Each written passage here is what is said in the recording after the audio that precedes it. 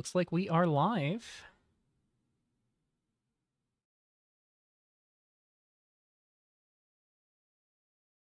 We are in there. Welcome in, everybody. See that there might be a couple folks already in here. Bit of a more impromptu one. Not something I necessarily intended to do, but when in Rome. First time we're doing an internal exhibition, we might as well get in there. Looks like we've got 1, 2, 3, 4, 5, 6, 7, 8. Yeah, 13 players. Not too shabby for a little side event. Curious to see what everyone has chosen to bring. I am still feeling a little iffy about my deck, but I feel like the theory holds kind of strong, so I'm excited to see how people feel about it.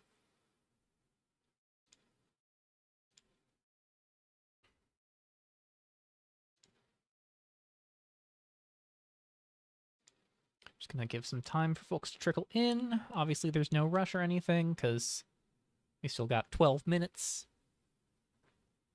Harder to fill the air in the opening volley leading into this without a co-host. Certainly makes this this pre-deck lists portion of the stream a little trickier, but I'll find ways to manage.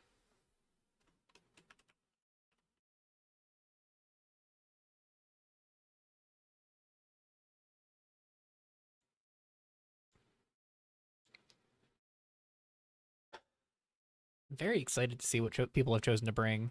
That being said, I am definitely dreading the reality that we're going to be seeing a good amount of In Search of Peace.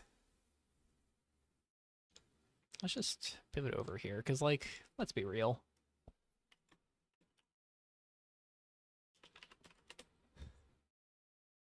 This is gonna be one of the major contenders, I think.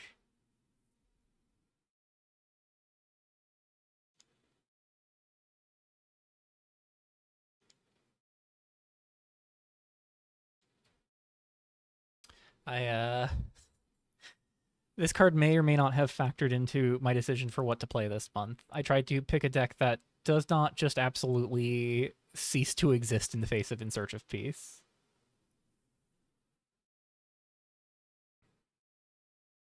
I'm curious to see how many people have brought it. Obviously, there are some tangible hits from standard cards that ripple out to ISOP. Specifically, the hit to borrow does ripple out to In Search of Peace pretty meaningfully, but I would not be surprised to see this card still doing some work. I think the more meaningful thing in terms of In Search of Peace nerfs, actually even more so than borrow, is just the fact that the flickers around it got nerfed pretty substantially, so you can't really lean on like the other flicker effects that people used to be leaning on. So like we pop open the GP archives here, navigate on to December. If we look at, for instance, I think Tremor was on, yeah, Tremor was just on Esper Flicker. Like redeploy just doesn't do what it used to do. The fact that this costs 1 more mana is really meaningful for something like In Search of Peace decks. Like, this is not a card that you really want to play anymore. And so that can be pretty meaningful in terms of how reliable this card is in Search of Peace. So I think In Search of Peace will still absolutely be a presence in the field in some capacity, but we'll have to see how many people bring it, if any. There are only 13 people in the field so far, so we'll have to see. Let's get a little refresh in here, see if anyone's joined last minute. Nope, still 13.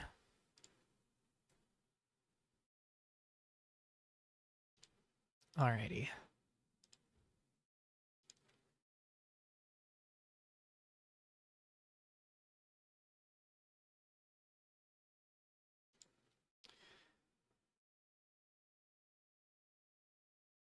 Seeing that not a ton of people have actually trickled in so far. So we're kind of just getting to chill.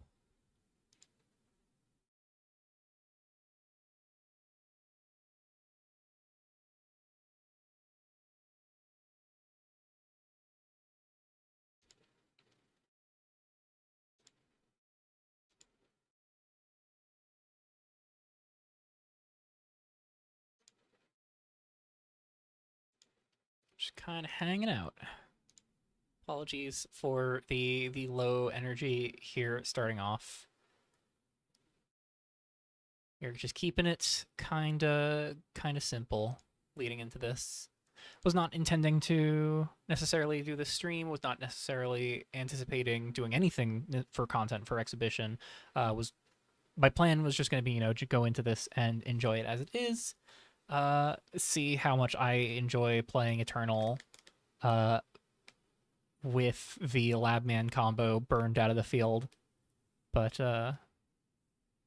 probably won't make videos of it. I might, like, maybe at the end of this I'll make like a highlights reel, just like record commentary over all of my matches. We'll see. I'm not anticipating doing a whole lot, but we'll have to find out.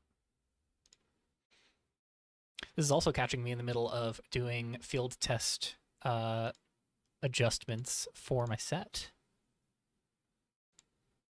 I'll just keep this on insert a piece because I can see that the bitrate is not appreciative of the giant static white screen with just some bits of black text in there. At least get it over to ISOP, a card that has some history of Eternal play.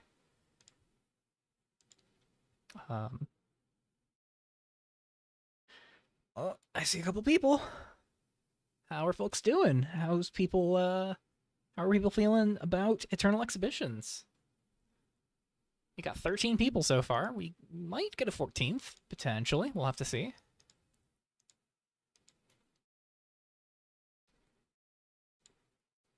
I really am curious to see who does or doesn't bring Insert a Piece into this field, because I do think it is one of those cards that needs to have a lot of things lined up. And I do think, there are just so many good things to play in the Flicker Shell. Like, even with the Borrow nerf, like, Kaleidoscape is still great fixing, and it's just something that not only helps you make your mana smoother, but just incidentally gets to do a lot of work with your insert pieces. And then you get to get away with, like, Finax's Touch. I think you probably do want Omen of Slaughter.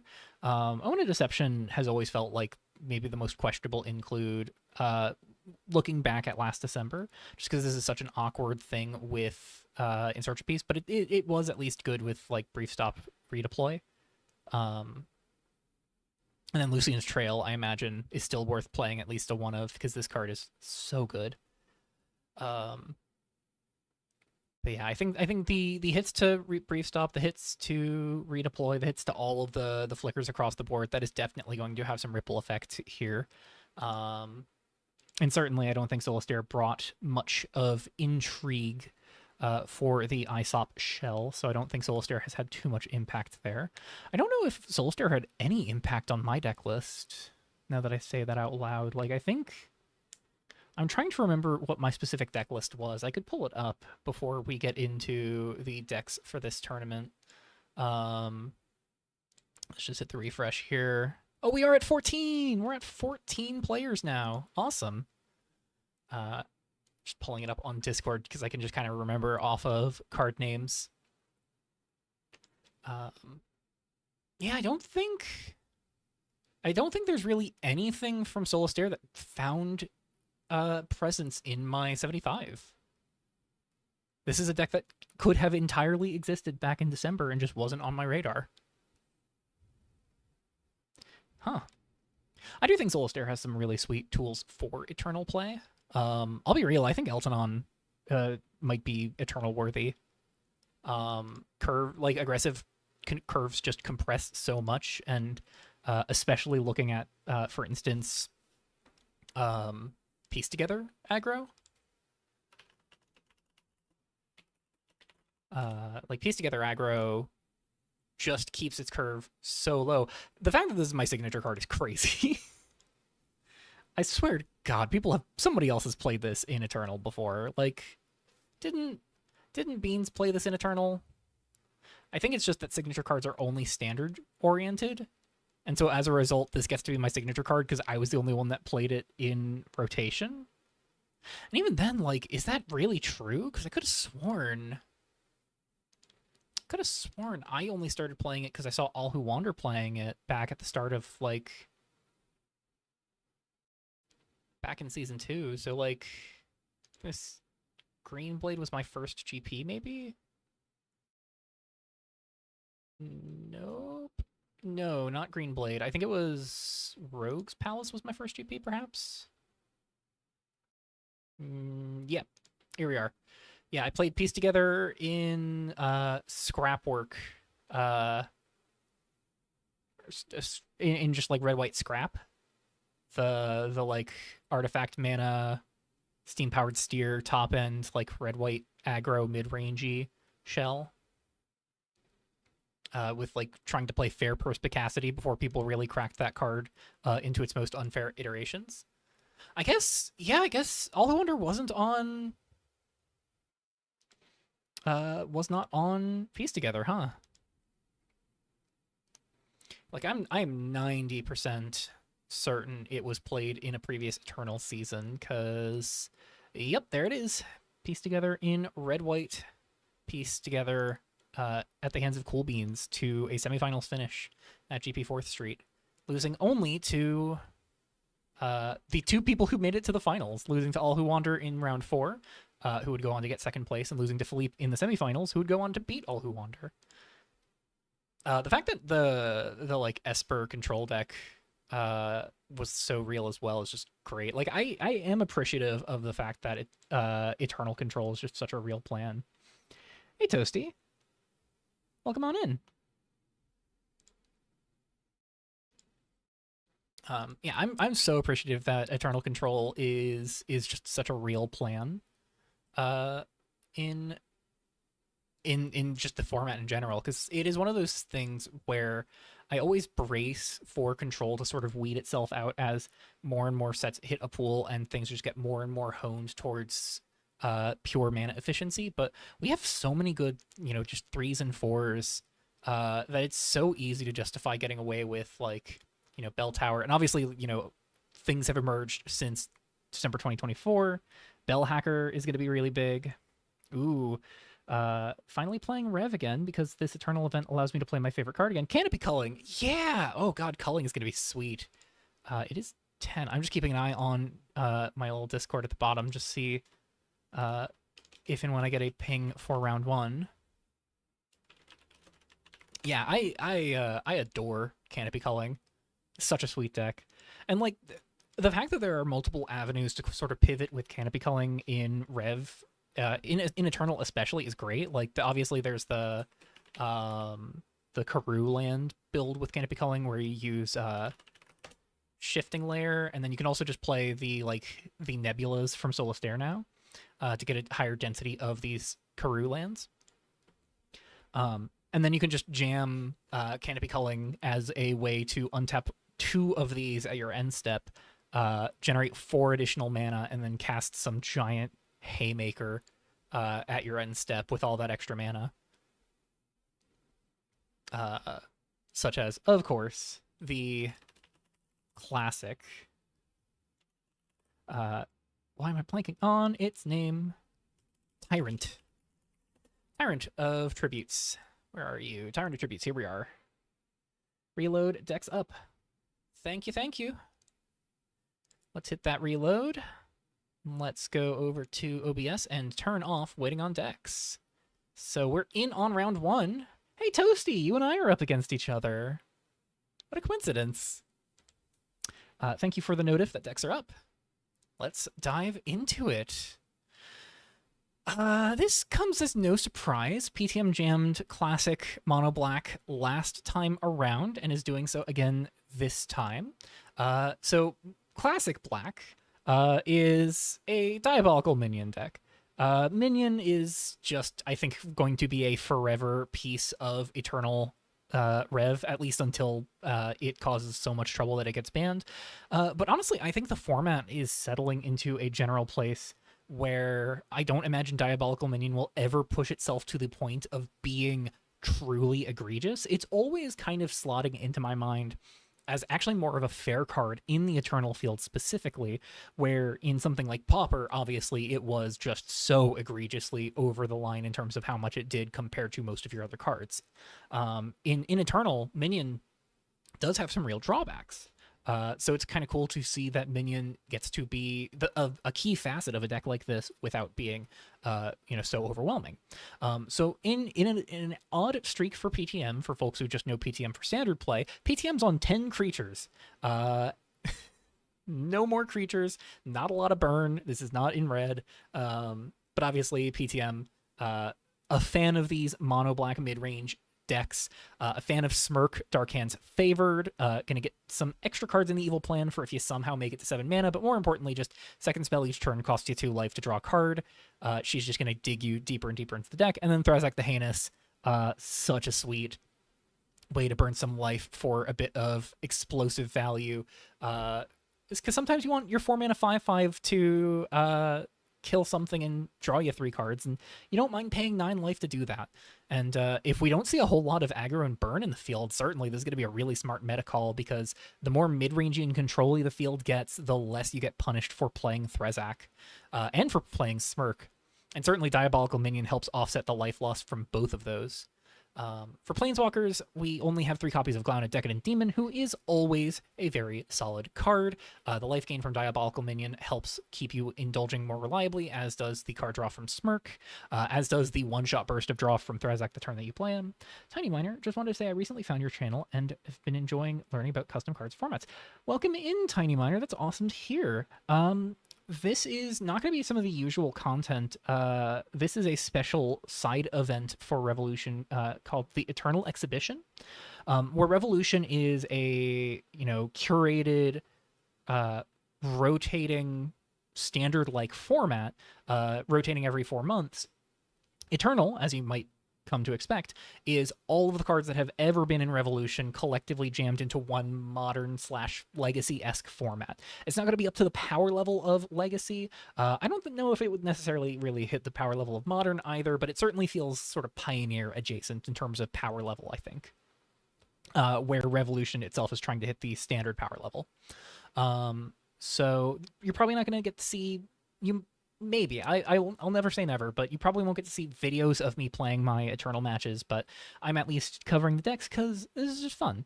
And it's an opportunity to do another deck list stream. So Glauna, just good removal, good 2/1 engine if you just need to put some stats on board. Glauna, just good card. That'll be cool to see then. Yeah. If you ever want to check out the format for yourself, I try my best to say it as often as I can. Links are always in the description below if you want to check out the format and play it for yourself. The Discord is going to be where you want to be at. For the Custom Magic Discord, that'll be your place to play. 5 different instants here between 2 Twilight Ambush and 3 Sovereign's Execution. What that reads to me is PTM anticipating in some capacity that this is going to be a slower field rather than a more aggressive field, so less ambushes, more executions in the main, which I think is responsible. Certainly, Minion helps offset the... helps just disable the life loss clause on execution, as does the draw from Smirk, so that can be pretty handy as well. More sorceries here, 2 more removal spells in Conspicuous Homicide. Pretty classic, good removal spell, really hitting that classic black name right there. 3 copies of Past Unresolved as the draw 2 of choice here. And then 6 2-mana hand attack spells across 2 copies of Unburden the Mind. Just Thoughtseize for 2 mana, and then you can escape it for 3 mana and exile 5 cards from your graveyard. And Shatter Identity, Reform Purpose, one of our maneuvers, really the only maneuver that sees a ton of Eternal play. 2 mana, choose a card type other than land and strip a card of that type from your opponent's hand. Or you can Reform Purpose, 5 mana, exile up to 1 target card of each type from a graveyard, and then make an XX where X is the number of cards exiled this way. And then if you cast it from your hand, you exile it and can cast either side from exile later on. Shatter Identity twice just really does a lot of work to strip hands. Even if the first one whiffs, it tells you what to name on the second Shatter Identity, which can be a lot of hand pressure and can be really meaningful for taking over games early on. And then rounding out the suite here, there are 3 Phaenax's Touches and 4 Dark Covenants. So certainly it looks like a lot of the plan here is going to be hinging on Diabolical Minion to chip away the opponent, and then Smirk, Threzak, Glauna kind of just applying a lot of the pressure outside of that. And then just kind of controlling the board, Twilight Ambush, Sovereign's Execution, Conspicuous Homicide, stripping away cards from the opponent's hand through the 6 hand attack spells plus the 3 Phaenax's Touches, and then just keeping fuel up between Dark Covenant, Past Unresolved, and Smirk, and Threzak. So great stuff. The one big pickup from Solitaire, unsurprisingly, is a playset of Karaz Observatories, something that we did not have prior to this season. Monocolor decks just got a huge booster shot through these observatories, and certainly I think Karaz Observatory is one of the best of the bunch. Bit of extra reach and graveyard hate in the mana base is always nice, and in a deck that only runs swamps, this is always going to be untapped, which is pretty great. 18 swamps here, and then 2 tapped lands through 2 Heap Ludicons. This is certainly one of the better level up lands, in my opinion, so pretty reasonable include there as well. PTM's sideboard consists of 2 High Desecrator Nixilises. This seems to be something specifically for Bellhacker, potentially. I'm going to say a solid potentially on Bellhacker. Bellhacker we might see in the field here, because it has not been adjusted since last tournament. That enchantment token can kind of punish a bunch of card draw out of the Bellhacker decks, but I think given Bell Tower offsets it, I don't think that would actually necessarily be the case for what you're playing Nixilis for. So I am curious to know what Nixilis is here for. Just is another classic solid mono black mid-ranger control planeswalker, so that might just be the rationale here. And certainly, Nixilis still does look pretty good when you get him in play. 2 copies of Damned to Hell seems like one of the options, sort of teching for more aggressive fields. Just a bit of mass removal that can pad your life total. 2 Suffer Vile Retributions, bit of edict effects for decks that kind of go tall rather than wide, and can help pick off some particularly troublesome permanents. Cannot pick off... There is one that comes to mind that it cannot pick off, which is Mikal the Anointed. So I am curious to know... is it not Mikal? I just misspelled Anointed. Mikal the Anointed can't get sacked by Suffer Vile Retribution, so that might be a real problem. But then, there's just the executions and the homicides to deal with it. And this does check other problems, though. Part of me wonders if there is value to this being the Solitaire adventure creature, Nuile Exodus. Little more to cast rather than the Coalesce cost, but I think it's a more meaningful body. And it's also instant speed is very important, and dodges Duress for people who are running Duress in the main. But Vile Retribution does still have its benefits. The big one just being that if it winds up in your graveyard for any reason, you still get value out of it. So that's a little bit of value from Past Unresolved whenever you board this in. And you do get the Edict when you cast it for its Coalesce cost, which can be pretty nice as well. So those are the 2 ofs, and then the 3 ofs are Ederdal Massacre as a solid anti-aggro tool.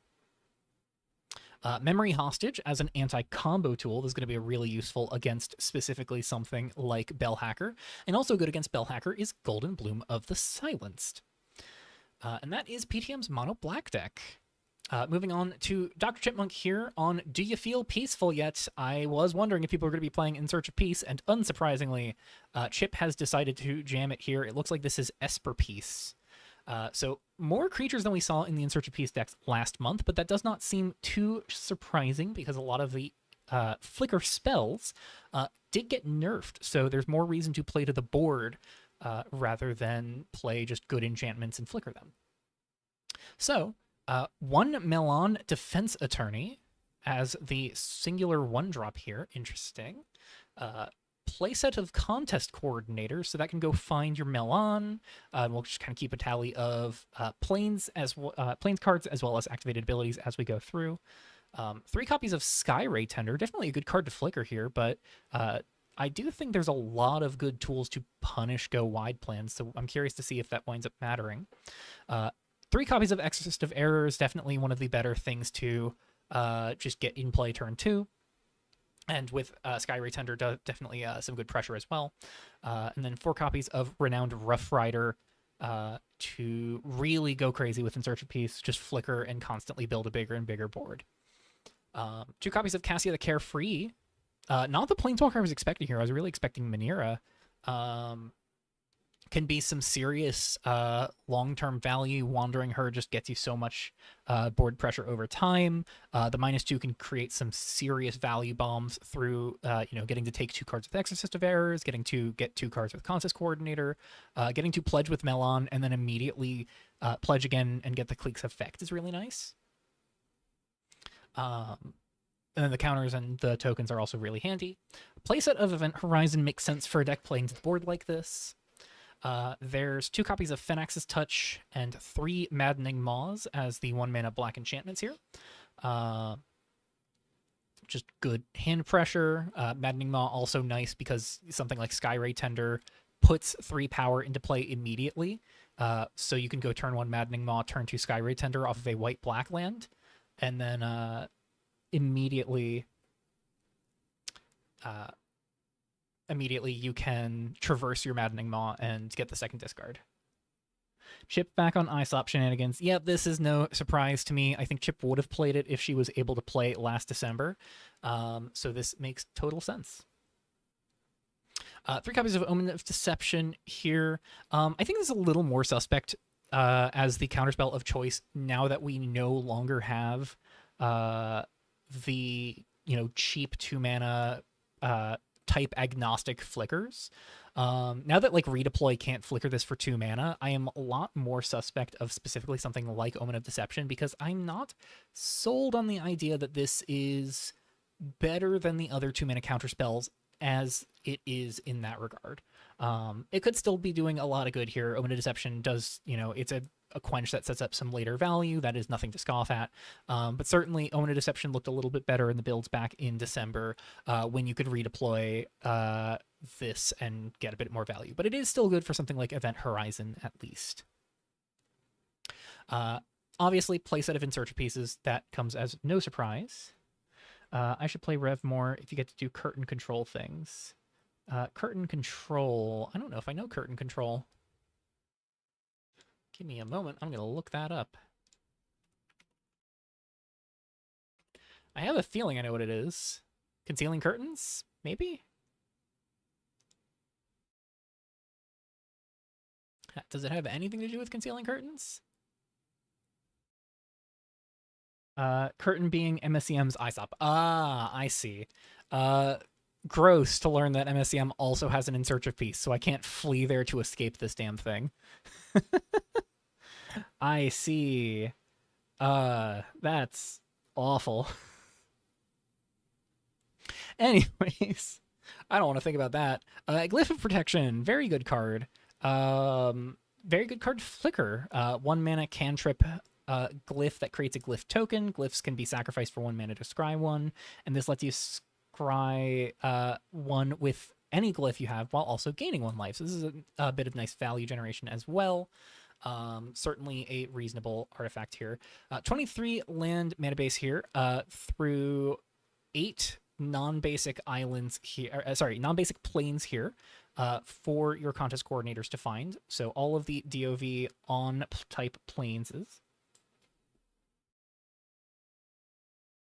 4 copies of Primal Fissure to 2 new divides, 6 basic fetches overall, with only 5 basics. Greedy. 1 island, 1 swap, 3 planes. There is 1 Lucent Basin, 1 Enigmatic Fen, and 2 Stark Expanse. So definitely skewing very heavy towards white more than any other color, which makes sense. Skyray Tender is pretty demanding on your color requirements here. If there's one thing that's kind of unfortunate, it's that Stark Expanse is really your only way to curve like Maddening Maw or Phenax's Touch into a Skyray Tender.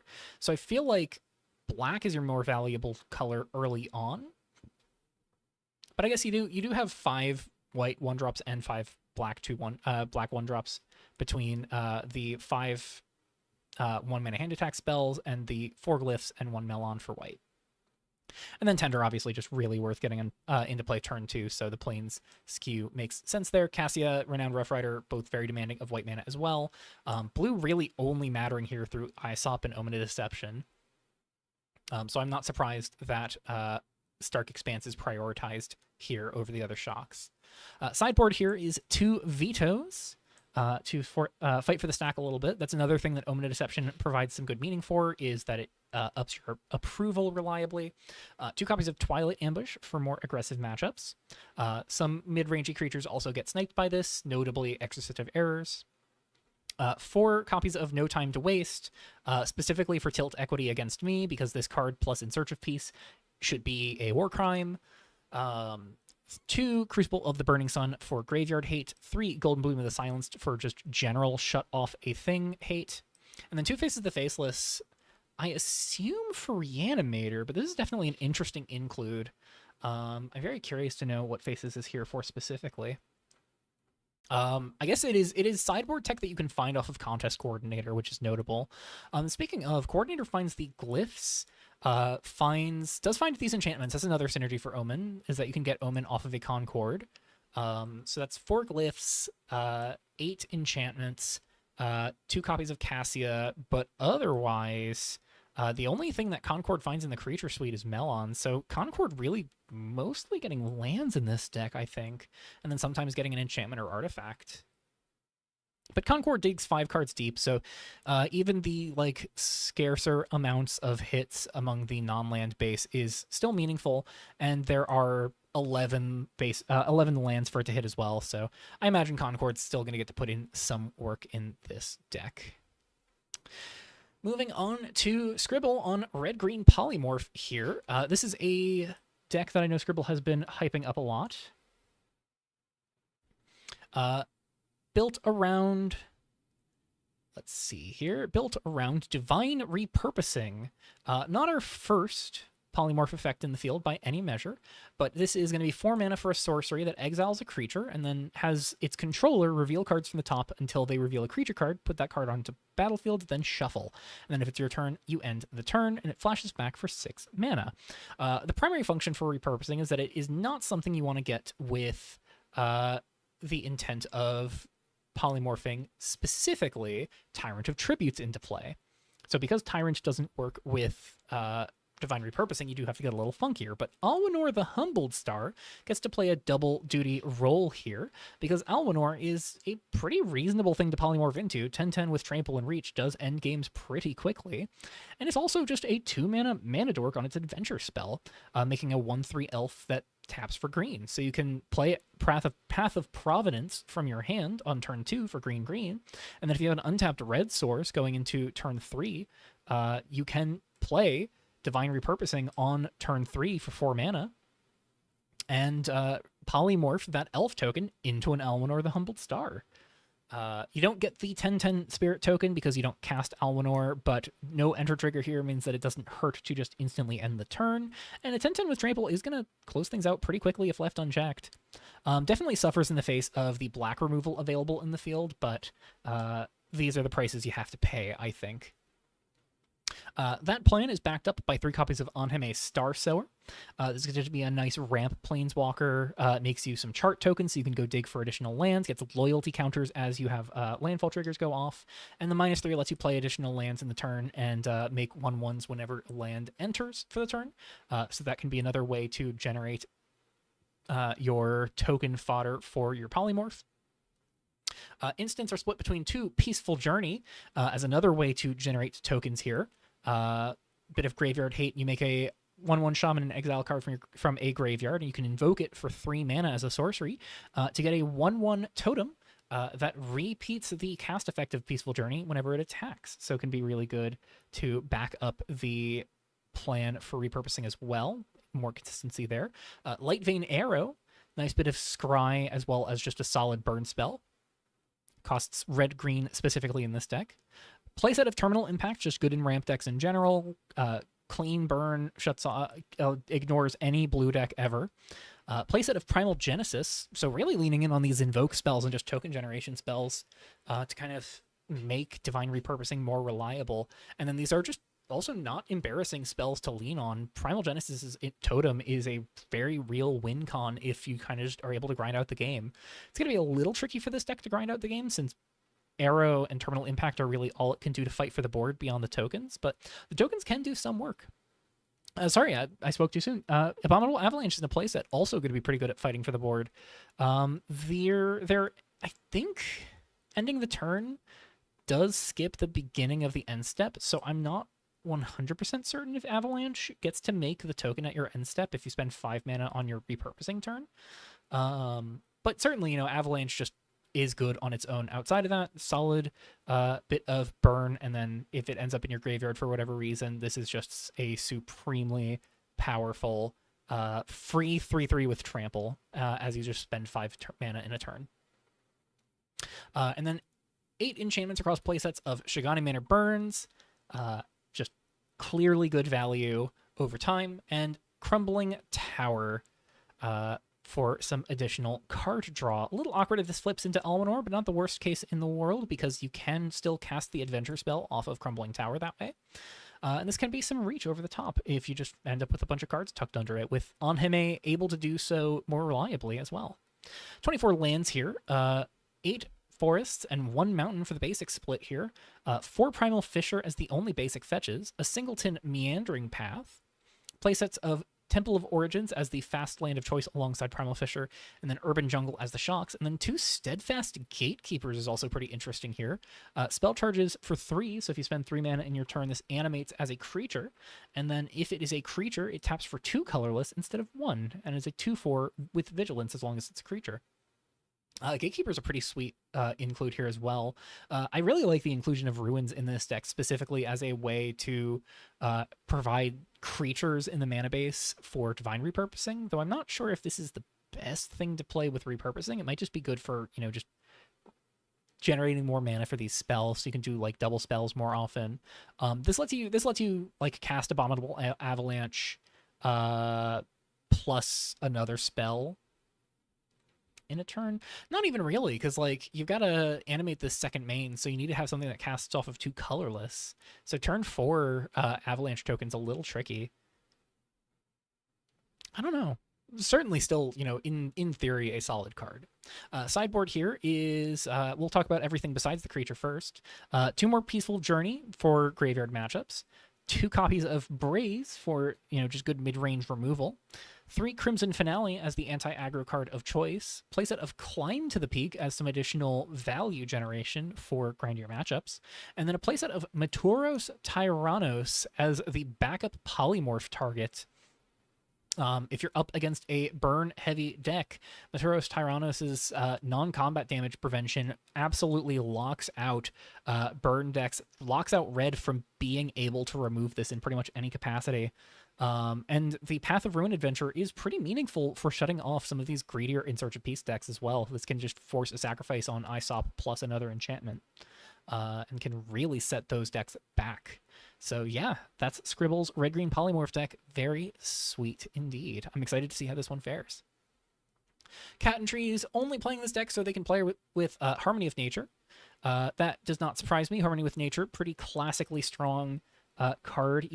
Back before it got nerfed. It did, of course, get nerfed up to 2 mana, but is just such a strong build around. If you can get enough enchantments in play, this is just such a reliably powerful token engine.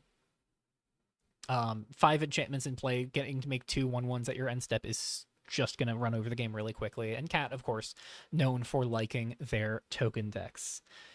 So this is a 22 land, 22 creature, 16 enchantment deck here. We'll talk about the creatures first. Playset of Milan Defense Tourney on 1 gets an enchantment into play that is that checks out. Playsets of Star-Studded Sagittar and Burrow Checker on 2, as well as 2 copies of Menelaya Beloved Lyrist. Burrow Checker going to get really big really fast as you put all of these enchantments into play. Sagittar, just some good ramp, can get additional enchantments into play when it hits a player. Menelaya going to be able to protect your creatures and just buff up some stats, get some immediate damage in play later on. Leo Damon's Hope is one of the big ones here. The big incentive to be in Bant here rather than just green-white And it does look like this is primarily a green-white deck splashing blue for Leo. I love seeing Leo here. I definitely feel like Leo got kind of snubbed of its chance to be a relevant constructed card. So getting to see Leo doing a little bit of work here is very nice. Can help buff up your other creatures as they come in, put some counters on them. So that means, more things to protect with Menelea, more flexibility there, and draw you some cards and gain you some life as those enchantment creatures enter. And of course, Leo on their own is a 3-mana 2/2 with Vigilance, ward 1, gain 1 life, draw a card, because it does trigger for itself as well. 2 copies of Basillo, Lion of Valor is the other 3-drop here. Just classically good enchantments matter creature. 2 copies of Karsi, World Keeper is a very sweet include here. Can tap any number of non-god creatures to return it from graveyard to the battlefield. So it can be a recursive threat and just gets to sit with a massive stat line based on enchantments in play and in graveyard. So you can kind of reliably pull this back out of your graveyard over time. And this thing hits like a truck. So a really good way to go tall and pay you off for playing into these enchantment plans. And then Vorpal Titan here is a one of, because this is also a Creation Mythos deck. That is dastardly. So Vorpal Titan, when it enters, destroys all non-basic lands, and we can see here that this is a 12 fetch land and 10 basic land deck, not a single dual land to be found. So Vorpal Titan is a one-sided mass land destruction spell. If you have 8 enchantments in play, Creation Mythos goes and finds you that Vorpal Titan and immediately nukes your opponent's board for all of their lands. And you can even just, curve this into a Vorpal Titan pretty reliably on turn 5. Or on turn 4 if you ramp this out on turn 3 with a Star-Studded Sagittar on 2. There is another artifact you can get with Creation Mythos. In a pinch, you can find a Laystone of Being. Not going to be a ton of value in this deck. You're not going to pretty much ever want to cycle it unless you're really desperate for a better draw, but this can be something you cycle in a pinch. Cycling it does buff your Karsi, which is nice. Otherwise, it's an enchantment that can just sit and play and pad your life total over time for those aggro matchups where it really matters. Sanctum of Repression as a 4 of, really good with these value enter triggers, Menelea, Leo, Melan specifically. And just good removal in general as well. Singleton copy of Casus Belli, also pretty good removal and anthems. Creation Mythos mentioned, would you preview card for Soul and hoped a deck like this would exist? Yeah, Creation Mythos has put up some real results. Didn't get to go all the way up to Top Cut last month, but Creation Mythos has been seeing some serious experimentation in Constructed, and playing it with Vorpal Titan here is definitely a cool way to pay this off. Yeah, Casus Belli, good anthem, good removal here, and then 2 copies of Love of a Lifetime, another strong anthem, and then goes and finds you any of your legendaries that you might want. Can find Melan, find Karsi, find Basillo, Leo, or Menelea. So lots of flexibility there. Sideboard includes a playset of Zakros Decree, a really strong anti-aggro card, and in a deck like this is going to put a lot of life on your side of the equation. So it's going to really spiral out of control and make you out of reach for aggro decks. Singleton copy of Casus Belli to go with the one in the main. So that's the 2nd copy overall. Playset of Banished to the Isles as a bit more targeted removal and a bit of life total padding at the same time. Playset of Crucible of the Burning Suns as anti-graveyard tech. And then 2 copies of Golden Bloom of the Silence, because this really is just one of the best general purpose utility tools in the field. Moving on, I get to do the most I will be doing for talking about my deck. I am on Grixis Wish Launcher, which is what I am dubbing a deck pioneered by Philippe Sanner at Worlds 2025.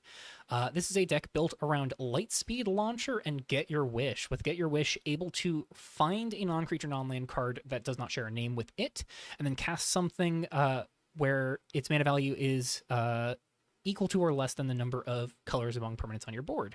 Non-token specifically, so not exactly Vivid.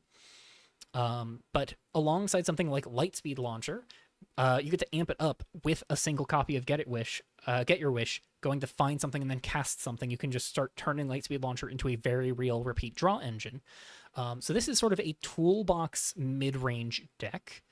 We're on 4 copies of Fervor Sensation as the 1-drop of choice, with 2 copies of Ignited Soul kind of rounding out the 1-drop suite. Ignited Soul getting to play multiple purposes here, kind of sculpting hand, getting rid of spells we really don't want to have sitting in hand at the moment. Because we have so much utility in our deck, we're not always going to want every card in every specific situation, so we can kind of select what we want when we want it a little bit more often. And this contributes 2 colors to Get Your Wish for 3 more reliably. 3 copies of Savvy Smith as the creature of choice. Wow, this is hard to read on this promo. I didn't realize it when playing it on Cockatrice. Just going to be able to make us some 1/1s to go wide, can discard us cards to draw cards more reliably, and can add mana of any type to go a little bit crazier. The big innovation I had based on where Philippe went with Yeji and played a Jeskai build, I have instead opted to go Grixis, because if you can't beat Exorcist of Errors, you might as well play Exorcist of Errors. Exorcist gets to do a lot of really good things in a deck like this, can really capitalize on the pressure of an early Fervor Sensation to just kind of keep your opponent off tempo. Really good with Get Your Wish, because Get Your Wish can cast creature spells from your hand, just can't go tutor a creature spell. So an instant speed Exorcist of Errors can really throw the opponent off plan by just stripping a card from their hand on their draw step. If they're kind of light on cards, you can really just pick off whatever they drew for turn. Or you can just flash this out on your opponent's end step when they're not expecting it, and all you need to have in play is a Lightspeed Launcher. Playset of Fabricated Anomaly, because of course I'm on a playset of Fabricated Anomaly at this point. Card needs no introductions, really good with something like Fervor Sensation. Building up counters on Fervor is really good because that lets it be more resilient to targeted and mass removal, at which point Fabricated Anomaly gets to start buffing it up more rapidly. Didn't see Sanctum until after you submitted. Should def be in if I do this again. I hope we do this again. I'd love to see you around for Rev more.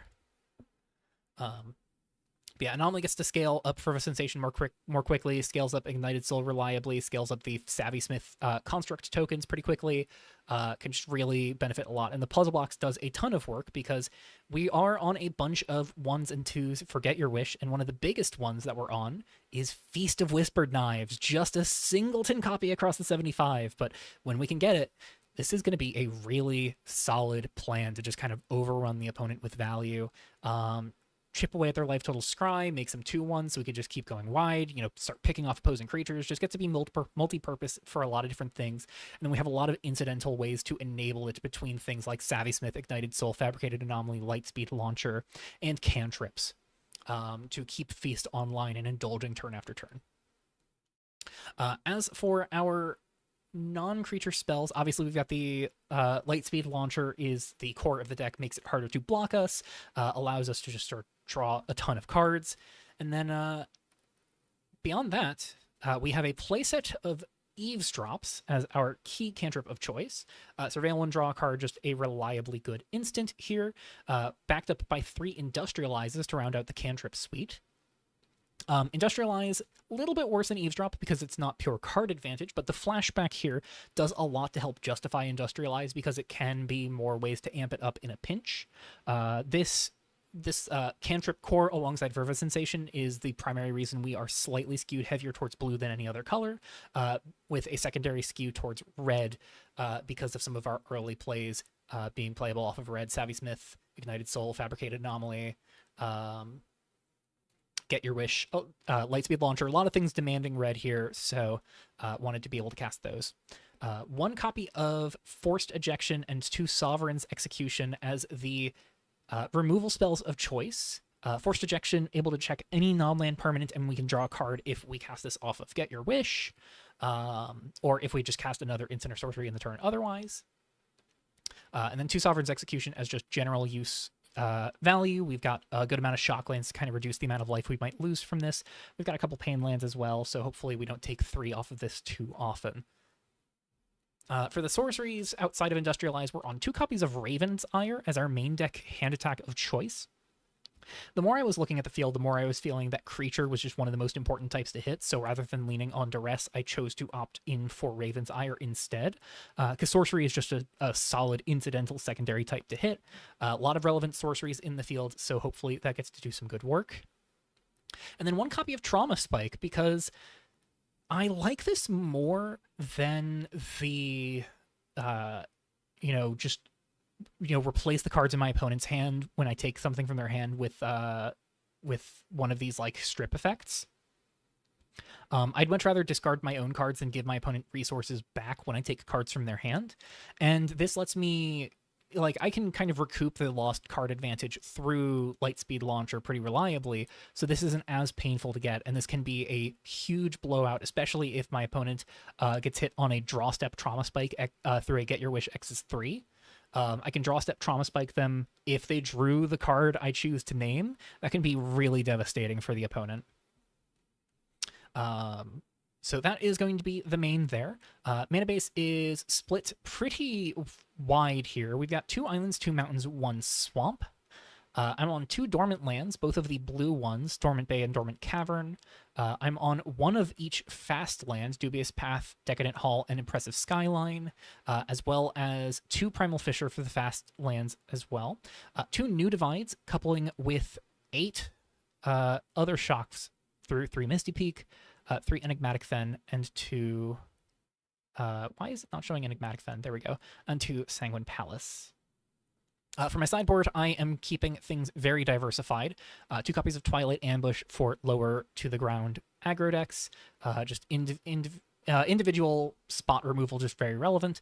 2 more copies of Forced Ejection, just because I feel like there are going to be plenty of permanents like Insert a Piece that are worth just picking up off the field to buy myself more time. 2 Refract as the counterspell of choice. Getting to look at the opponent's hand is so valuable when you are on something like Exorcist of Errors. And also valuable for one of my other sideboard tools. 1 Crimson Finale for go wide decks. I'm seeing some tokens decks already, so Crimson Finale can do some real work there. 2 copies of Transgress Identity as my backup targeted hand removal for 1.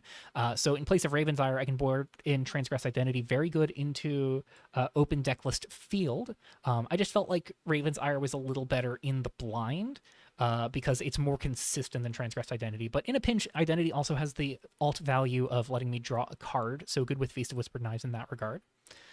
2 copies of Frag as some flexible removal. Bell Hacker was one of my big concerns going into this tournament, so being able to have artifact removal that can also check creatures is really nice, and sorcery is not always a drawback. Get Your Wish certainly doesn't care. Second copy of Trauma Spike can be pretty nice in matchups, combo matchups where we just really need something like this. 1 of each of Data Wipe and Go Blank for matchups where we really just want to put more pressure on our opponent's hand. And then the 1 of Golden Bloom of the Silenced to just shut off an annoying thing our opponent might have for us. Very toolboxy, very, nuanced mid-range deck here. I think there are a lot of moving parts, a lot of things I could change, a lot of little tweaks I could make. I'm still not entirely sure if Grixis was the right call over something like the Jeskai build that Philippe played in Worlds last year, but I certainly think that Black adds some very meaningful things to the equation, so I'm hoping to prove my theory here this month. Nothing from Solitaire in the entirety of the deck. The most is really just some promos like Twilight Ambush.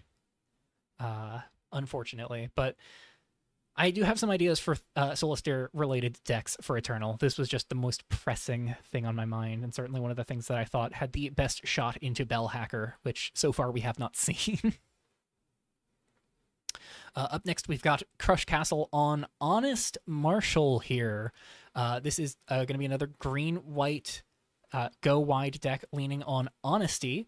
Whenever a creature enters, put a counter on it. If it's the second time the ability is resolved, you put a counter on each other creature as well. This is a deck that Crush has been playing a lot in rotation, and it looks like kind of just broadening the options a little bit to some of the better, Resolute Reinforcements related effects. Just the best, like 2-mana 1/1s we've got in the field, specifically the best instant speed ones, so can play more of an instant speed game, less of a sorcery speed game. So it's going to be 3 Resolute Reinforcements coupled with 4 Anointed Escorts to get a Lifelinker and a Vigilance creature. And then 4 Warband Reinforcements to make 2 1/1s just at instant speed. Less sorcery speed play out of these compared to the in rotation version. 3 mana, they get Faithline Marshal and Commander of the Vow, as well as Magical Leaves for more board flood. And then topping off the curve with Survivors of the New World, which can make 3 1/1s and just generate a bunch of value if your board gets wiped. Honesty really goes super hard, super wide with these kinds of effects. Complementarity here as a top end card to really just push the board even wider. This is a deck that is just going to try and push things as wide as possible. Definitely a deck that hates Crimson Finale, but if you can stick in Honesty and start getting that rolling, then you won't really care about Honesty. You won't really care about Finale as much. And then otherwise, Fateful Ascent's the only interactive tool in the main, which makes sense. You know, it's just a good catch-all removal spell. Land base is pretty simple here. Temple of Origins, Thicketed Path, Primal Fissure, Forest Plains, mana base that we could have in rotation. Really, the only things this deck is doing outside of what could be done in core rotation are the Anointed Escorts and Warband Reinforcements to improve the instant speed play of the deck.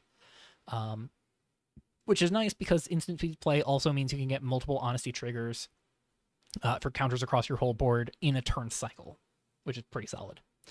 Sideboard is a bunch of three ofs. Place 3 copies of Route Navigator for anti-tutor tool. 3 copies of Looming Psyhawk for token matchups on the other side of the table. 3 Renounce the Worldly for troublesome artifacts and enchantments. 3 Constrict, I'm not quite sure what this is targeting. And 3 Lunate Charm as just some sort of flexible big removal spell, hexproof effect for your permanents so you can protect, and some graveyard hate as well. So yeah, outside of these Raise the Alarms, this really is just an in-rotation deck, just with a bit more play on the opponent's turn. Pretty spicy. Crush has definitely found a deck they enjoy and has been putting up some results in rotation, so I would not be surprised to see this do decently, but I do think the Eternal Field might be a little more prepared for kind of crushing a deck like this. We'll have to see if any of our Eternal decks can crush a deck like this, though, because certainly if you're not ready, this will run you down. Toasty here is returning with Canopy Culling. Canopy Culling, of course, 2 mana enchantment. May cast creature spells as though they have flash. At your end step, you can shuffle a creature you control into its owner's library to draw a card and untap 2 lands. That alongside Totemic Guidestones to draw a card when it enters, make your creatures cost 1 less, and also give your creatures flash, gives you a lot of play on the opponent's turn for your 27 creature deck. So turn 1, you got to lead on Acolyte of the Beyond, one of our new 1-drops that has not seen a ton of play, makes a chart token when it enters. So nice thing to spend some mana on. Playset of Kinnock's Ley Pillar, Skyray Tender on 2, so can you get a little bit more value off the Ley Pillar. Everything in the deck being a permanent makes this pretty reliable. Certainly, you're never going to miss on Kinnock's Ley Pillar. You might just not always get the thing you're looking for. And then Skyray Tender, of course, goes really wide, really well. At 3, Ardent Ascetic is just classically a really great value tool, helps you really accelerate your curve. Renowned Rough Rider definitely helps you push pretty wide, pretty fast as well. 2 copies of Henry River City's Mayor really benefits the 27 creature count here. Can really punish opposing spell-based decks, which I am going to be sweating in my round 1 match. And then also can slip through control plans because this is an uncounterable tax effect. 1 copy of Survivors of the New World to kind of just go a little bit wider. Really good with Canopy Culling because you could just shuffle away the survivors and then the tokens can go find you survivors again, and then you shuffle away the survivors, go find the survivors again. This is just an instant speed blocker army in the face of Canopy Culling is just so irritating. And then a playset of Avatar of the Festival, which can really bounce back in terms of life total. 5 mana, 5/5. If whenever it or another creature you control enters, if it was cast and you didn't cast any creature spells during your last turn, we glance at the 8 ways to give your creature spells instant speed play. You may have your life total become equal to the power and toughness of creatures you control, which is pretty strong for bouncing back from a lot of burn. This is going to be a tough matchup for me. This really is just such a grindy creature-based deck, so I'm curious to see how this one's going to play out between you and me, Toasty. 25 land mana base here, not too surprising given all of the draw. Just really want to hit those early land drops and then just keep making them turn after turn. Playset of Dormant Clearing, playset of Heart of the Glade, 2 copies of Buried Colossus, seems pretty reasonable. 5 of each basic, 1 Fort Revelin, and playset of New Divide. Sideboard here is 3 Club Promoter for anti-artifact and enchantment stuff, 2 Avatar of the Raves for some recursive long-term value, 3 Fall of Alantins to really leverage the instant speed play to take advantage of the empty board on your end, so solid anti-aggro tool. Playset of Banish to the Isle for some life total padding and value. And then 3 Solemn Graveyard as the graveyard hate of choice. Yeah, it's going to be a tough matchup for me. Very curious to see how this one goes. I'm going to have to fight as best as I possibly can to really take over this game, but it's going to be a tough one. I'm feeling very glad that I opted for Raven's Ire over Duress, though, because that is a 27 creature deck. Feeling rewarded. Not entirely, though, because where the hell is Bellhacker? Silver's up next on Mobile Hardsuit Eternal GQX. This is a Silver classic. Silver has definitely been making Attuned Acolyte one of their go-to cards here, and we have yet to see it do a ton of work in Eternal, so I'm curious to see how it gets to fare here. 1-drop curve is Kitsune Matriarch, Melon Defense Attorney, seeing a lot of these so far, and Nordhaven Hawk to make a glyph token, another little artifact generator. At 2 mana, Wayward Drek gets to be played alongside Attuned Acolyte and Korgan Bourgeoisie and Smart Shopper and Firearms Dealer, and that's the curve. It's 1s and 2s. No Eltonons in the field so far, and so I imagine Silver's feeling pretty good about that. Very, very lean curve, but gets to leverage the fact that people in current rotation are playing more clean checks to a greedy curve like this, and people in Eternal might be preparing for some more control-y and combo-oriented decks, and so might not bring things like Eltonon to punish a deck like this. All of this board flood artifact generation is coupled with playset of Event Horizons, as well as 2 Bind Life to Steals, which can do a ton of work with Firearms Dealer and with Korgan Bourgeoisie. Gain a bunch of life, shoot the opponent for a bunch of damage, and can also make your Reborn Heralds absolutely colossal. So pretty strong, aggressive white-black deck here. 23 lands here, 2 Desolate Paths, playset of Stark Expanses. Looks like 2 Stone Circles for utility land here, but of additional artifact generation, and can pop the glyphs from it and Nordhaven Hawk to draw cards rather than scry. 1 Emgara the Brilliant City as a utility land that can sometimes just be a tapped land for fixing. 4 New Divides with 2 of each basic, 2 Gates to the Underworld, and a playset of Temple of Origins. All seems pretty reasonable with the aggressive curve here. Sideboard is 2 All According to Plan. Solid anti-combo card. Yeah, Eltonon is a very brutal card. 2 All According to Plan as an anti-combo card, and can also be a bit tricky against control decks, and just any deck that's really trying to curve out. This can be really irritating. Playset of Let Them Eat Cake for anti-aggro removal. You can just really punish greedy curves. 3 Raven's Ire, correctly identifying Raven's Ire as a very valuable hand attack spell here. A lot of respect there, Silver. 2 more Bind Life to Steal for the really grindy matchups where this graveyard recursion is going to be important. And then 4 Soul Guide Lantern, identifying this as being more valuable than something like, let's go up here to Crucible of the Burning Sun, because you're on a Bind Life to Steal deck, so why would you want to hate your own graveyard? Just hate your opponents, and then sometimes you can just replace this with a card draw when the graveyard doesn't matter as much. Yeah, Silver's taken advantage of some of the biggest pieces that have rotated. Firearms Dealer, Korgan Bourgeoisie, Nordhaven Hawk definitely look like great beneficiaries of the Attuned Acolyte shell, and certainly Matriarch is going to be very appreciative of all of the different ways in which this deck can just churn out a bunch of damage to reach over the top, and then Matriarch gets to draw all the attention early on. And certainly also Attuned Acolyte's going to get some real value here, I think, just getting to push a bunch of damage. Alrighty. Up next, Tremor is Chasing Selene.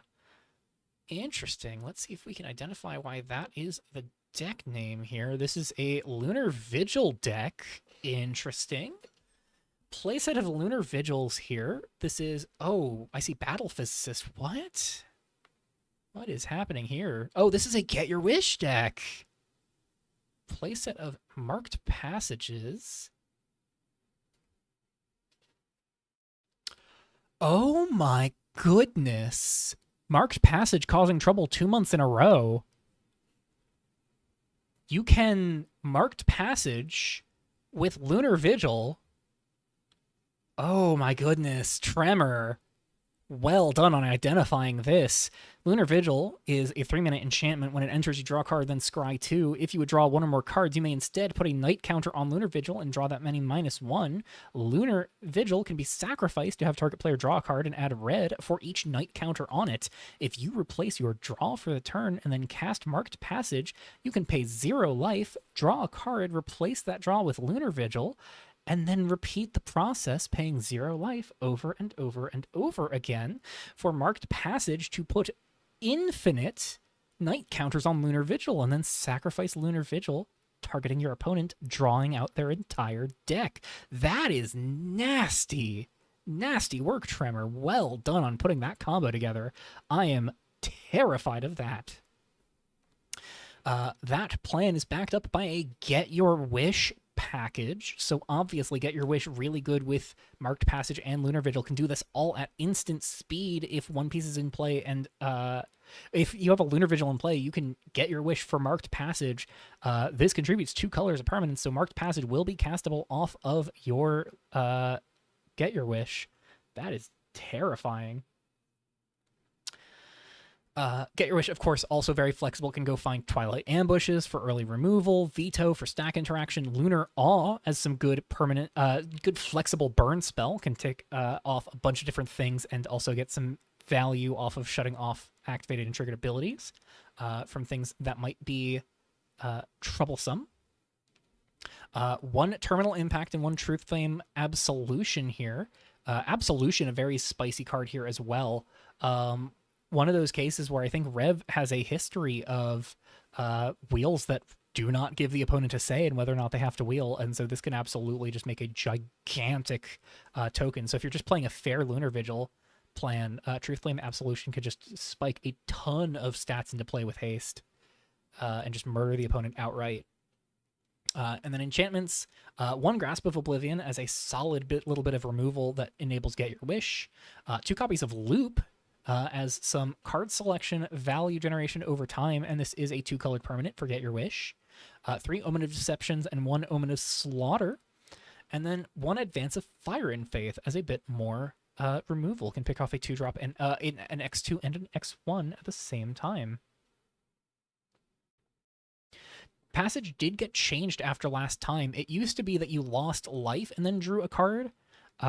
So you could go to negatives and just keep drawing with Laboratory Maniac as your kill. But Laboratory Maniac no longer works because you have to pay life, so you can't pay into the negatives. But Lunar Vigil gets around that because it just skips the draw altogether. Marked Passage continuing to cause problems here, but this is a really, really sweet build here.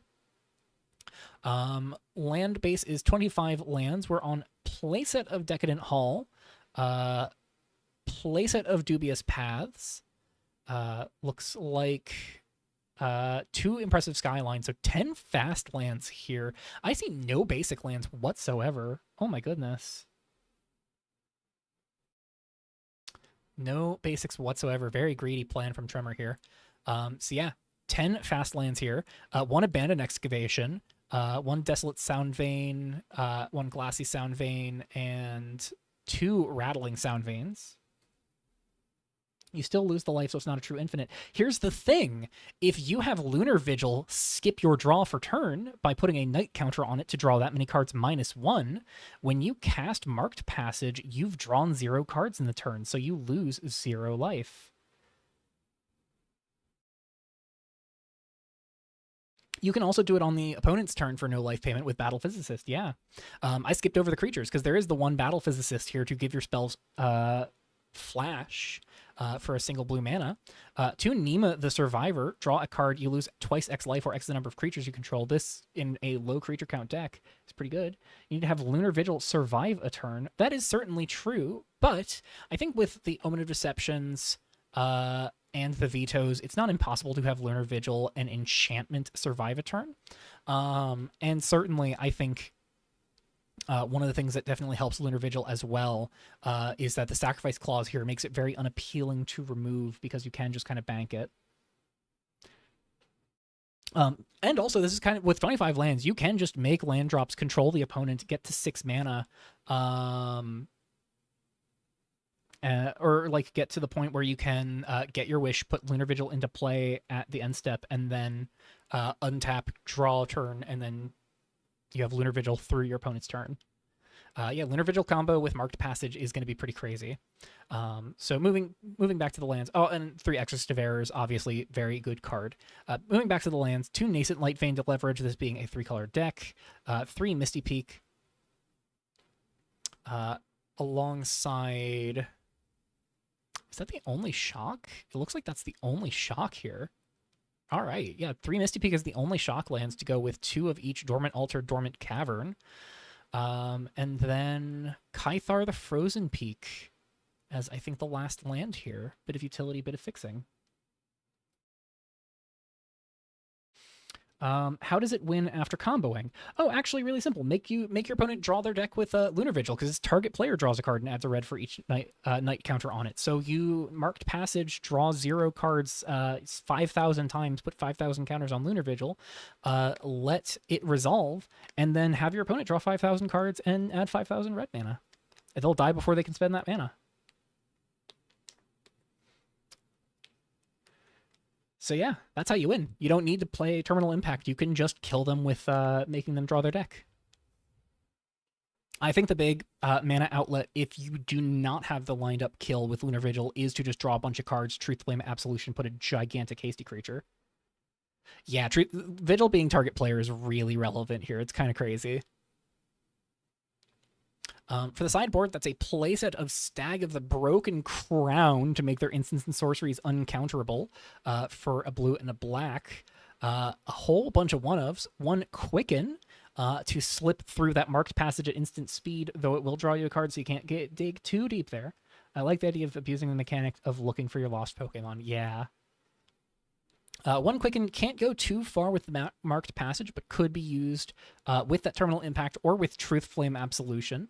1 Extreme Speed to make any of your spells have flash and can't be countered. I really think Extreme Speed would be better than Quicken here, just because this can be a way to Marked Passage on your opponent's turn without having to draw a card. And also making a spell uncounterable is really strong. 1 Smash Smithereens as an anti-artifact card. 1 more Terminal Impact, because this is a good outlet for the Lunar Vigil as well. If you're not comboing with Marked Passage, Impact is still just a very good Lunar Vigil outlet for all of that red mana. 1 Duress to find off of the Get Your Wishes. 1 Search and Seizure as additional hand attack alongside the Duress. 2 Memory Hostages as the way to fight opposing combo decks. And then 3 Coup d'etat, which is pretty good off Get Your Wish. Just clear a board for 3 mana. At instant speed if you've got 3 colors among permanents you control. Yeah, Tremor cooked up something fiercely sick here. I suspect this will not last after this month, because I doubt the curators are going to be super happy to see Marked Passage combo for a second Eternal tournament in a row. But hey, it's not causing trouble with Lab Maniac. Lab Maniac is not at fault for once. Well done, Tremor. This deck looks sick. Moving on to Itai. Don't need to win as long as I can bounce discard. It's Jund Wildbear.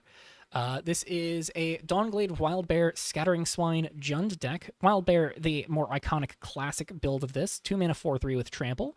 When it deals combat damage to a player, you must return a permanent you control to its owner's hand.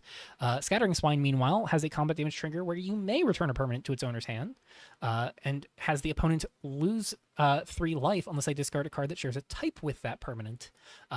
For a more restrictive casting cost, 1/1 fewer stat line, but that's fine because it's an optional, unlike the Wild Bear. But you're going to be choosing to pick something up both ways. You want to play this with a bunch of value-oriented 1-mana tools. Specifically, Finax's Touch and Maddening Maw. Just strip your opponent's hand. Those are the value-oriented tools you care about, and that's all you really need.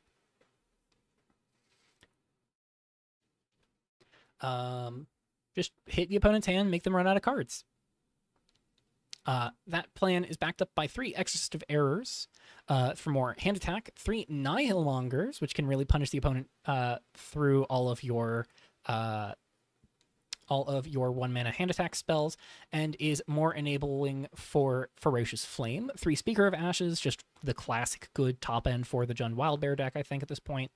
3 Ferocious Flame, just one of the best burn spells in the format's history.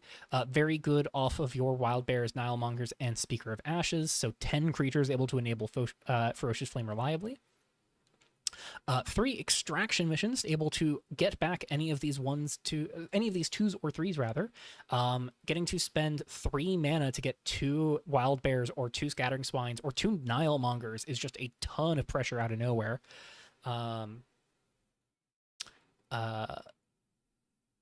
3 Phalanx's Touches, of course, we've talked about, as well as the playset of Maddening Maws. Playset of Omen of Slaughters here as well to sort of pressure the opponent's board.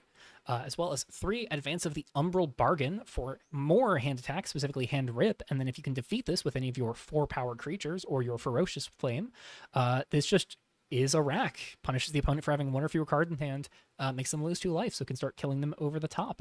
And then 2 Advance of Fire and Faith to round things out here. Can give your creatures haste, so more valuable with Extraction Mission. Because this does... Oh, it returns the creature tapped, so that is not as important. But yeah, Advance of Fire and Faith, still pretty good with just, you know, having your 2s and 3s have haste is really good. And it's just good removal as well that you can bounce with a Wild Bear or Scattering Swine. 23 lands here with 1 mountain, 1 forest, and 3 whole swamps. 3 New Divide, 2 Primal Fissure. Shock situation is 3 Profane Grove, 3 Sanguine Palace, and it looks like 1 Urban Jungle. Fast land situation is 2 Decadent Hall, 2 Reliable Market, 1 Secluded Farmland, and then a single copy of Luxurious Estate hanging out here as well. Sideboard is 2 Hungry Blobs for the artifact and enchantments that cause problems. 2 Glaunas, very good value tool to keep picking up and just removing things over and over with your Wild Bears. 3 Duress as the 1-mana hand attack of choice.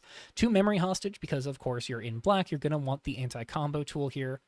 2 Conspiracy of Wealth is a very good value tool that can pressure graveyards and do some good work with Wild Bears. Crucible as the graveyard hate of choice alongside that. And then 1 Golden Plume of the Silenced for general utility, and 1 more Advance of Fire and Faith for matchups where there's a lot of smaller creatures. Finally, we have someone on Bellhacker, Caillou, specifically on Bellhacker 2, the Hackening. It's going to be 8 creatures here through playset of Contest Coordinator, 3 Life Hacker, and 1 Threzak the Heinous. We've seen Contest Coordinator and we've seen Threzak, but let's talk about Life Hacker. This is a 4-mana 4/4 with Lifelink. You can level it up for 1 mana and 4 life. At level 1, it's a 5/5 with Lifelink, and whenever you draw a card, whenever you gain life, you draw a card. Now, the thing about Life Hacker is that Keening Bell Tower kills the opponent with it. Keening Bell Tower, of course, 4-mana artifact. Whenever you draw a card, each opponent loses 1 life and you gain 1 life. You can tap it for 0 mana to have each player draw a card, or you can pay 2 and tap it to have only you draw a card. Bell Tower, just a really classically strong control tool to just have some serious inevitability and stalling potential through just padding your own life total. And then Bell Tower gets to put in a lot of work alongside Life Hacker because these are both individually strong mid-rangey control tools. And when coupled together, they create a strong turn 4, turn 5 curve where you just have draws where your opponent watches you play a 4-drop, plays another 4-drop on 4, level up Life Hacker, they're dead. It is just a blink and you'll miss it kill. Which is pretty strong. Was the deck I was most worried about going into this field. So it's nice to see I'm a little validated in that it wasn't just completely ignored. Outside of the combo, there's just a lot of good control tools. 2 copies of Glauna Decadent Demon for some just good, reliable removal value. Really good with Life Hacker. Good with the draw value in the deck. Can just generate some reliable indulgence triggers as well. Event Horizon as the go-to general purpose removal spell alongside Crucify as more targeted removal. Playset of Shatter Identity Reform Purpose can do a lot of work to strip the opponent's hand and buy you time for your combo kill. 2 Bring the House Down can really clean up a board. And then Dark Covenant is some good draw And Sanctum of Repression is some good additional removal that can pick up your Contest Coordinators or your Threzak to let you repeat them in a pinch. Concord here, able to get both halves of the combo between Life Hacker and Keening Bell Tower, both having activated abilities. Level Up is, of course, an activated ability. Then there's also Glauna that can be found, can find Bring the House Down, because that from hand ability is an activated ability, and can find Dark Covenant, so a lot of selection there with Concord. Land base is 25 lands across 6 of each basic, 4 Gloomcover Steppe, 2 Gates to the Underworld, 1 Emgar of the Brilliant City, 2 Deserted Steppe as some additional planes for Contest Coordinator, and then a playset of New Divide as the fetch of choice. Sideboard is 2 Walk the Dead's Path, some solid, lower curve anti-creature removal with some flexibility against enchantment decks. We've seen a couple enchantment-leaning, enchantment-focused decks in the field, so that is going to have some nice flexibility there. The 4th Crucify for mid-range decks where this -5/-5 is going to really matter. Certainly, this is a very good removal spell in the mirror because it kills Life Hacker very cleanly, kills Threzak very cleanly. And you really don't mind paying 4 life if you have to, but you can just spend 3 mana on this in those matchups very comfortably as well. Playset of Duress as the hand attack of choice. 1 Wipe the World Clean alongside 2 Bring the House Downs as just more big sweepers for those aggro matchups. 2 Crown Guard Ban as the key shut you out of a thing. Kaiju, not an adopter of the Eternal Golden Bloom of the Silenced, still leaning on the classic Crown Guard ban as the 2-mana artifact to shut something out. And then 3 Faces of the Faceless as the anti-graveyard tool, specifically targeting Reanimator decks, I assume, with some nice utility in that it can be found off of Contest Coordinator. Same with Crown Guard ban, which could not be said of Golden Bloom of the Silenced. Yeah, Bellhacker's a spooky control deck. I'm very keen to see how Kaiju fares in this tournament because my memory of it last month was that Bellhacker was very good. So good luck to Kaiju on Bellhacker. Certainly is one of the decks to beat in the field, I think. All Who Wander here on Flashbang, another deck that did really well last time around. This is a Sultai Flash deck. Everything in the deck is a land or an instant speed play with some new toys out of Solitaire. So the old mainstays are 2 copies of Agent of Deception, playset of Faithline Marshal, 3 Rabora Goliaths as the big bomb top-end card here to really pay off all of these flash permanents and instants. Speaking of instants, 23 of them, 3 Ensorcel to counter permanents, 4 Seafloor Treasures as card selection, 3 Destructive Ambition to shut off monocolored spells, really bully the monocolored decks a little bit more, 3 Crucifies for targeted removal, alongside 4 Ghost Warden's Claim for more targeted removal, 2 Unravel Thoughts, a nice new tool tree tool, getting some play here, and 2 Rabora's Goliath as a nice big counter spell to get some massive stats alongside Rabora Goliath.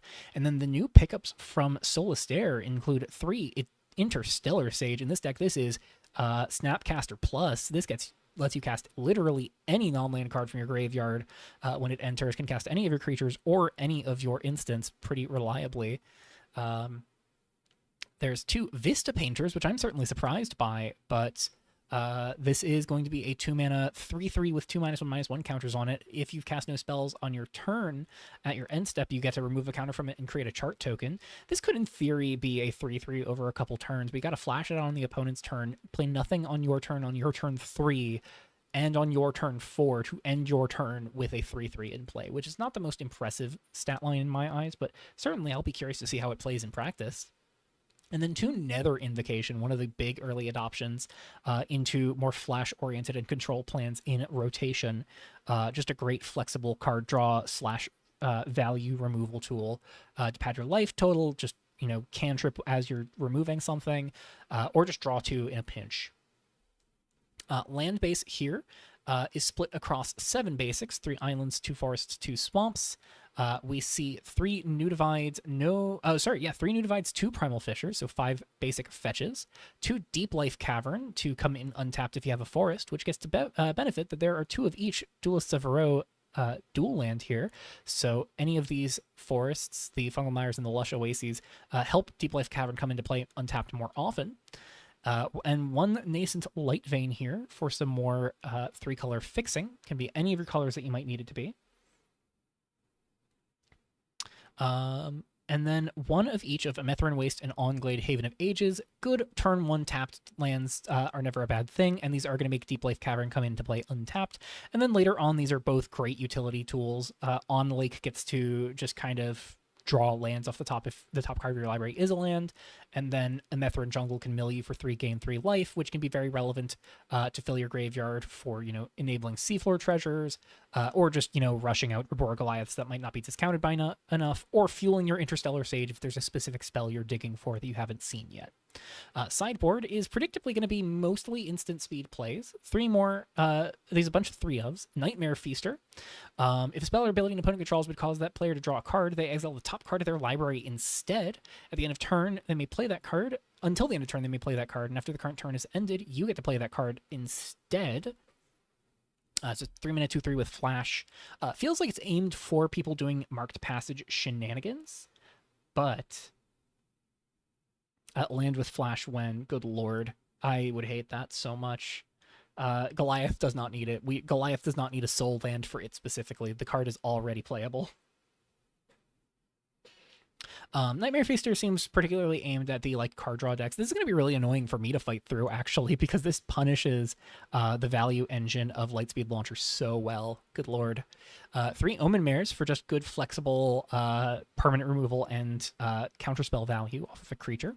3 Dullcairn Charm to rebuy Interstellar Sages. Rebuy any of your creatures, really, so it can rebuy Rebora Goliath, get one back that gets milled over, can pick off smaller creatures, and can just be some reach over the top. Very good with Interstellar Sage as well.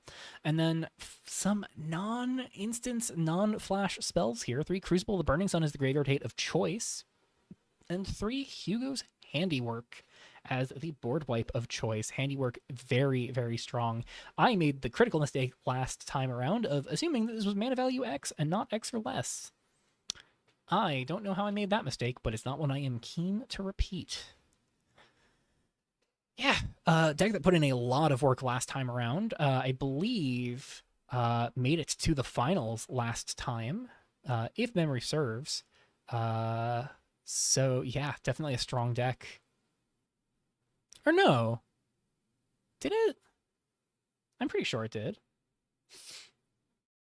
Feaster seems really good against all the cantrips and puzzle box.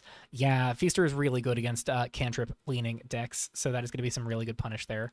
I'm also just going to double-check and confirm my suspicions, because I'm pretty sure All Who Wander made 2nd place last time around. I've got it pulled up on a separate window. Yeah, All Who Wander got 2nd place with this Sultai Flash deck pretty much. I was going to say pretty much unchanged, but obviously, Interstellar Sage, Vista Painter, Nether Invocation, Omen Mare, these cards did not exist back in December, or at least did not exist in this format back in December, so some very meaningful upgrades for this deck. Next, we've got Nyx on a very similar deck. This is Nyx's Fish and Frogs. This is another Sultai Flash deck, our first double up here. Towards the end of the list of decks. I think there are, that's just, our last 2 decks are repeats here.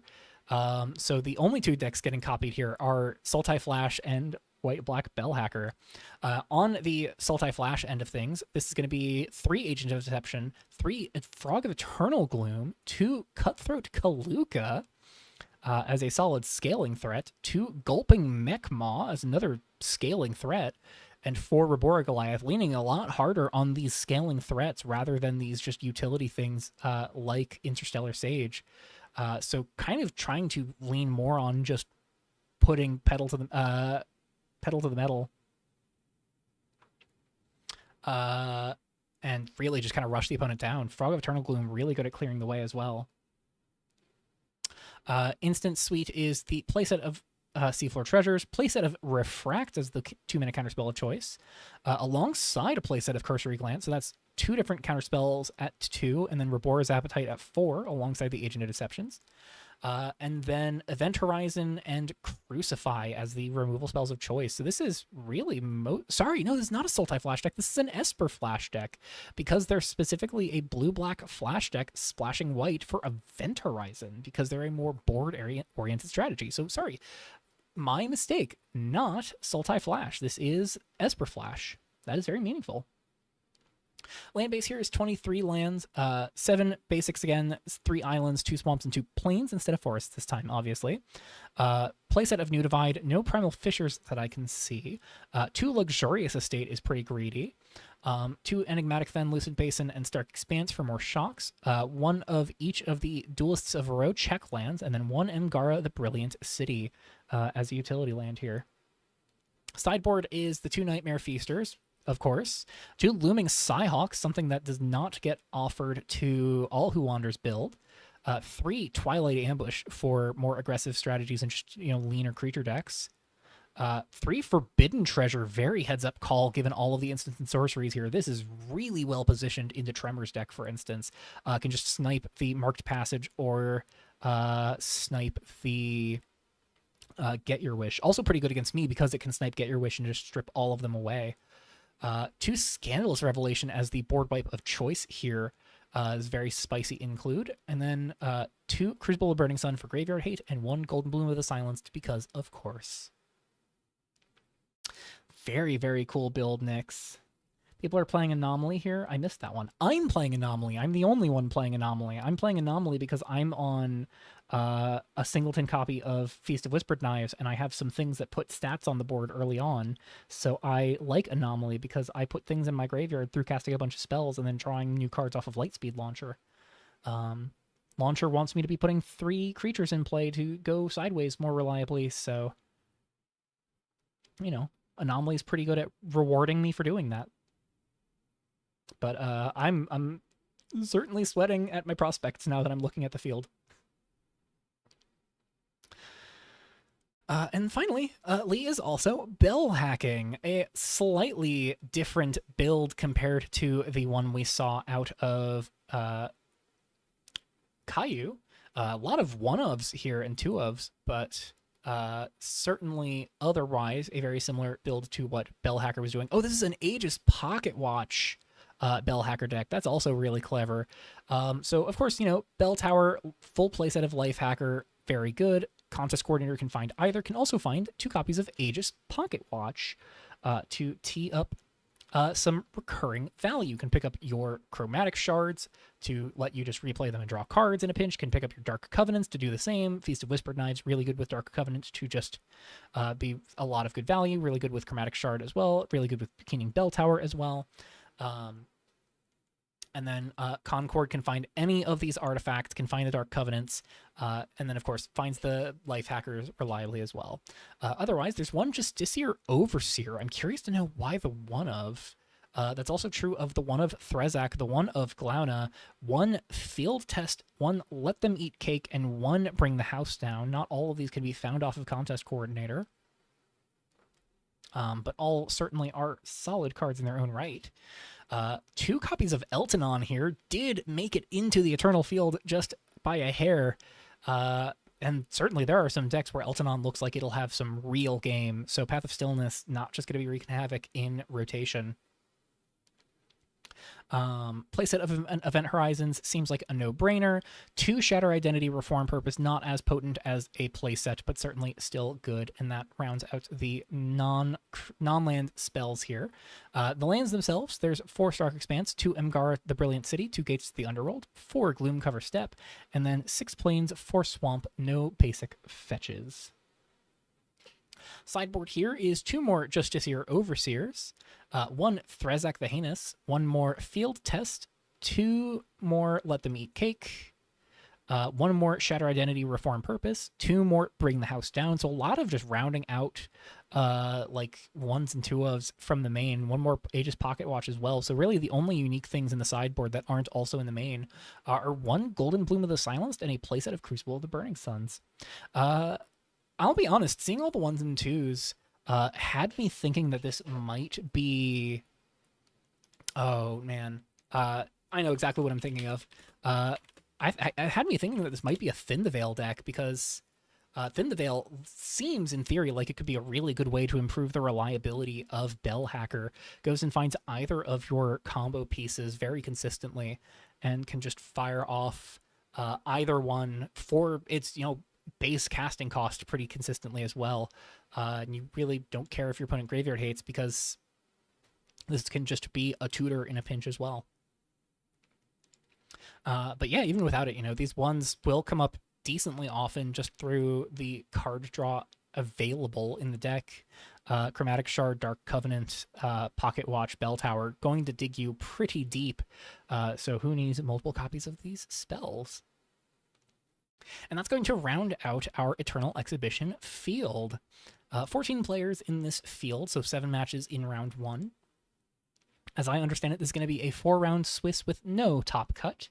And I believe you get promos. You get Eternal Excursions for, I believe, getting a 3-1 or better. It might be 2-2 or better. Folks can correct me in chat if I'm wrong there. But certainly, very spicy field, very exciting decks. Lots of diversity. Only one proper overlap, and even then, Lee has a lot of spice. Or sorry, let me correct myself on that, because I know they've been trying a new name. Orchidea.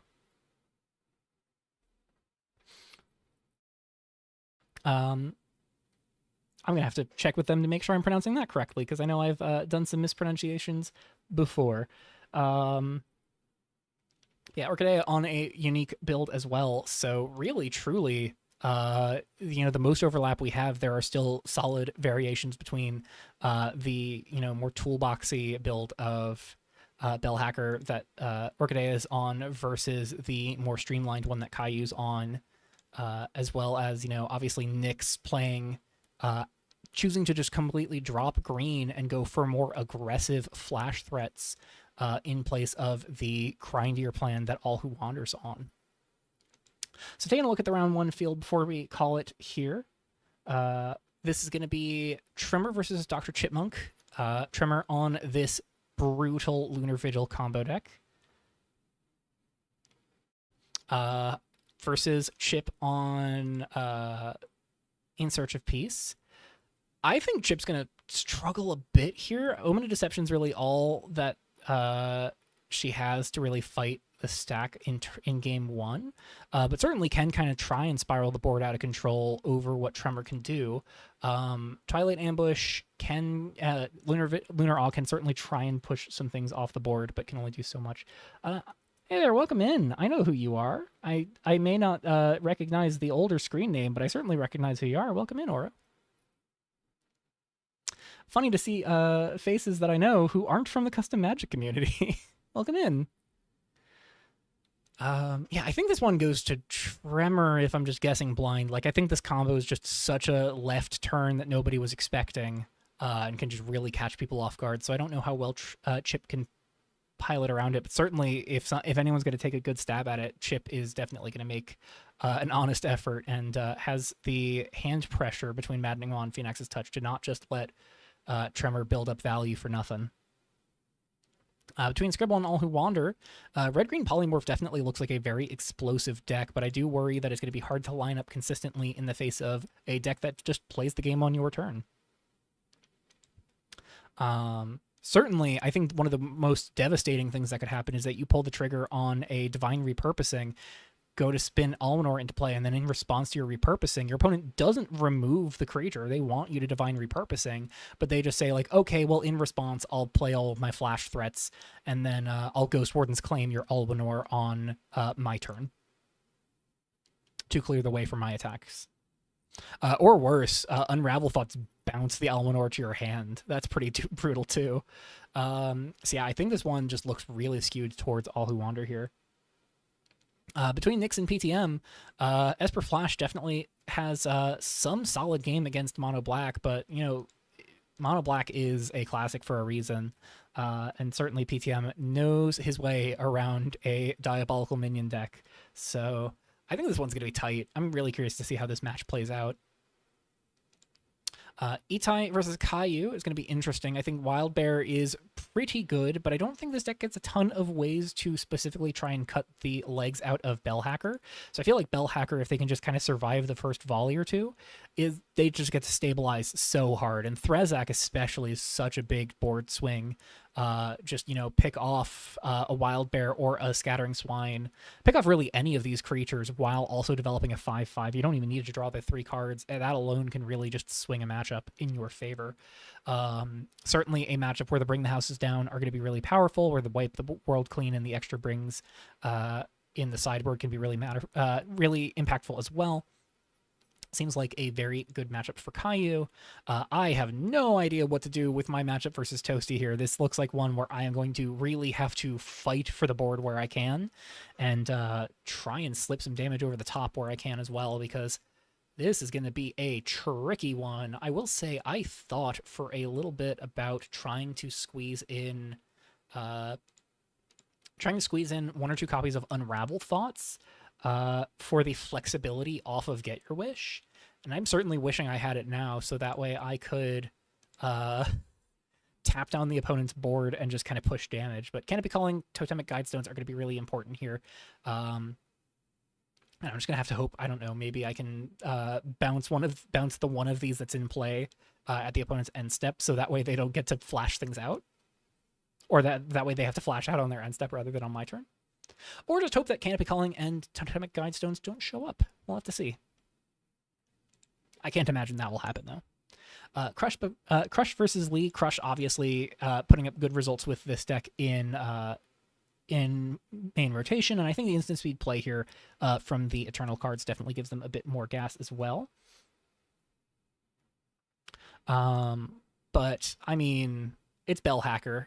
Bellhacker's really good. Eltanon against this deck is also particularly savage. The Eltanon deck into the green-white tokens deck is so savage. Very unfortunate for Crush there, but I think Lee just has a very good main deck to deal with Crush, and then some very good sideboard tools to kind of enhance the amount of pressure there. Field Test very good, Bring the House Down very good. Eltanon, of course, pretty devastating, and then the combo just kind of doesn't care what you're doing, it just kind of eradicates you. And then Silver versus Cat and Tree is going to be a very interesting matchup. This is a very aggressive pair of decks to be paired against each other. I think Vorpal Titan can really crack this matchup wide open, but Silver kind of doesn't need to have a mana base once the board is set up, and Firearms Dealer can really kill over a gummed up board, which Cat and Tree, I mean, there's some life gain. There's Leo, there's Bacillo, there's Laystone of Being, and can board in the Zakros Decree, so this will be a really swingy match, I suspect. And that's going to wrap up our Eternal Exhibition field. Now, I don't anticipate making any videos on my matches here. I'm going to kind of chill. These are going to be pretty intensive matches in terms of how I navigate them and how I strategize through them. So I'm not going to put too much pressure on myself to record and perform. I'm just going to enjoy the Eternal Exhibition here. But I'm sure other people will be recording, so if you're curious to check out those matches, of course, Revolution channel in the Revolution channels in the link in the description below to the Custom Magic Discord, where you can check this format out for yourself. Keep an eye on the Revolution Media channel, where you can see any matches that people play and upload there. And for my part, I will be continuing to upload my run of Grand Prix Kinda City. I have been dragging my feet a little bit on uploading round 2, but I promise that is coming, and I will be recording round 3 tomorrow as well. So it's been a ton of fun to go through the deck lists. I'm very excited to dive into the first Eternal Exhibition. Very varied field here, which is very nice to see. And definitely some things that I imagine are things the curators would not have been super happy to see popping up in a December tournament. So it is nice that we're getting a chance to test them out in an exhibition to see, because maybe, for as scary as it looks, Marked Passage combo, Lunar Vigil combo could be entirely fine. We'll have to see. And if it is entirely fine, then this is something that could survive this Eternal Exhibition and make it to future seasons. We'll have to see how it all plays out. Until next time, folks, I have very much enjoyed getting to do this little bonus stream on top of everything else. I hope you all had as much fun as I did going through the decks here. Very keen to get into the matches and see how it all plays in practice. Thank you all for tuning in and checking out this pretty impromptu stream, and I hope you all have a wonderful rest of the evening. And until the next video, I'll see you all in the Revolution chat. Bye-bye!